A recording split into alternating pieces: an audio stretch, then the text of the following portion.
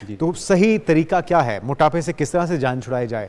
दवाओं से, एक्सरसाइज से, हेल्दी लाइफस्टाइल से, या फिर वो जो कट लगाया जाता है, या वो लिपोसक्शन है, डिफरेंट तरीके हैं? जी अच्छा, मोटापे से इसके इलाज के बहुत सारे तरीके हैं, लेकिन जो सबसे पहली चीज़ है ना, दिस इज़ लाइफस्टाइल मॉडिफिकेशन। सबसे पहले ये समझना ज़रूरी है कि मोटापा एक बीमारी है, बल्कि बहुत सी बीमारियों की वजह है, जैसे आपने पहले बताया।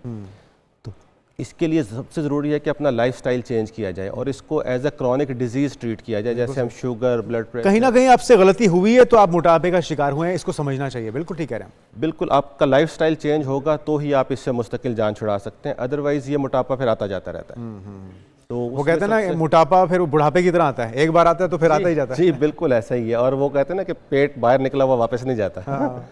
तो मोटापे को कम करना बहुत मुश्किल है। हमारे पास लोग आते हैं कि डॉक्टर साहब कोई डाइट प्लान बता दें, हमें ये कर दें। डाइट आप सारी उम्र नहीं कर सकते।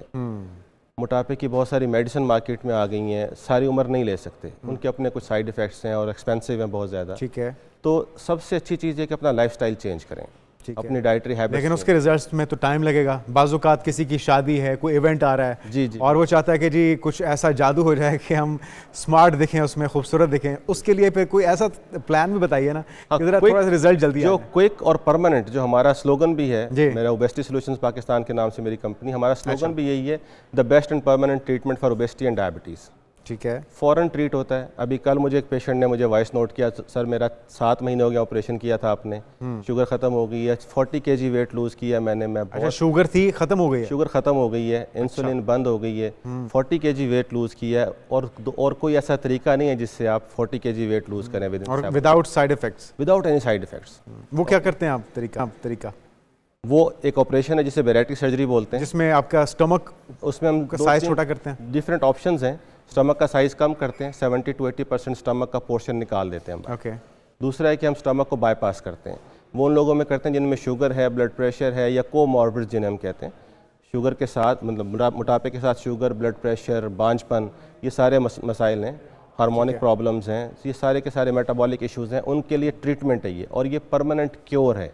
ठीक है। एक है अच्छा, कुछ साइड इफेक्ट्स भी तो होंगे, जरा थोड़ा सा वो भी। अच्छा, साइड इफेक्ट्स एहतियात क्या बरतनी होगी? सबसे इंपॉर्टेंट चीज़ तो ये है कि आपने तलाश करना है एक्सपर्ट सर्जन।